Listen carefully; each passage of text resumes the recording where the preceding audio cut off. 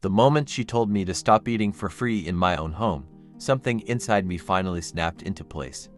It was not anger, not even hurt, but a quiet, undeniable clarity that I had been avoiding for far too long. I set my fork down slowly, glanced around the table, and let out a small smile that confused everyone in the room. She had no idea what she had just done, and by the end of that week, everything she believed would be gone. My name is Arthur Bennett. I am 76 years old, a widower, and a retired electrician who spent nearly 5 decades building a life from nothing. Every wire I ran, every overtime shift I took, every sacrifice I made was for this house and the family it was meant to protect. This place is not just wood and concrete to me. It holds memories of my late wife Margaret laughing in the kitchen, of quiet mornings by the window with coffee, and of the night I held her hand as she slipped away.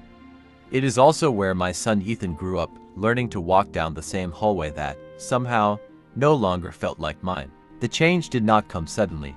It crept in quietly, disguised as temporary help. One evening, Ethan stood at the front door with his wife, Chloe, both of them looking worn out and desperate. He told me they just needed a place for a few weeks while they got back on their feet. I did not hesitate. I stepped aside and welcomed them in because that is what a father does. You do not question how long your child will stay. You just open the door. Weeks passed, then months, and before I realized it, a full year had gone by. During that time, my home began to transform in ways I barely noticed at first.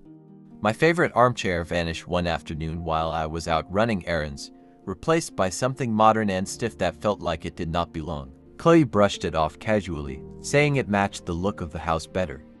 Not long after that, the curtains Margaret had chosen with such care were taken down and replaced with something cold and lifeless. Even the kitchen, once the heart of the house, became unfamiliar territory. Every time I reached for something, Chloe would correct me, telling me not to disrupt her system. The way she said it made me feel like a visitor who needed permission to exist in his own space. Ethan saw it all, but he stayed quiet, always distracted, always promising with his silence that he would handle it later.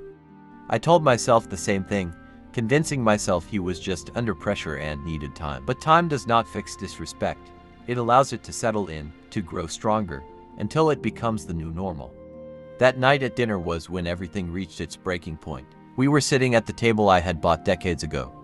Chloe had prepared one of her meals, something she proudly called healthy, but it tasted like nothing. I reached for the salt, not to complain, just to make it edible. That was when her voice cut through the room. She snapped at me sharply, telling me to stop. Before I could even respond, she went on, accusing me of always doing the same thing, of sitting there and treating her cooking like it was not good enough. Then came the words that changed everything.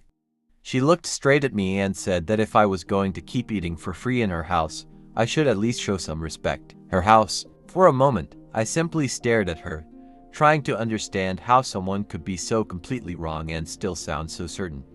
I did not argue. I did not raise my voice or remind her of the years I had spent building that very home. Instead, I nodded calmly, agreed with her, and walked away. That night, behind a closed door, I made a call I should have made months earlier. The next morning, everything began to shift. At exactly 9 o'clock, there was a firm knock on the door. Chloe answered it, and I watched as her confidence faded the moment she saw the man standing there with a folder in his hand. I stepped forward and greeted him, thanking him for arriving on time. Ethan looked confused, asking what was going on, but I did not answer him right away. The man introduced himself and explained that he was there with official property documents. He opened the folder and stated clearly that the house was fully registered under my name, with no co-owners and no transfers. The silence that followed was heavy, but for me, it felt like a breath of fresh air after a long time underwater. Chloe tried to argue, her voice shaking as she turned to Ethan, but he could not back her up.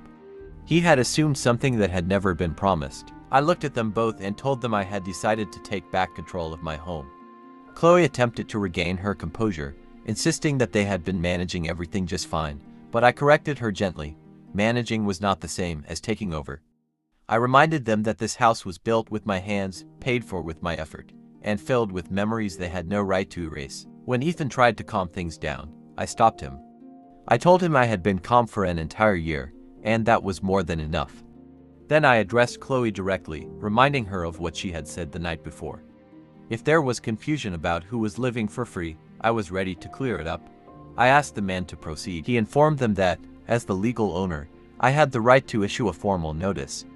When Chloe realized what that meant, her expression changed completely. I confirmed it without hesitation. They had 7 days to leave. Ethan stepped forward, shocked and desperate, but I stood firm. For the first time in years, I was not looking at my little boy.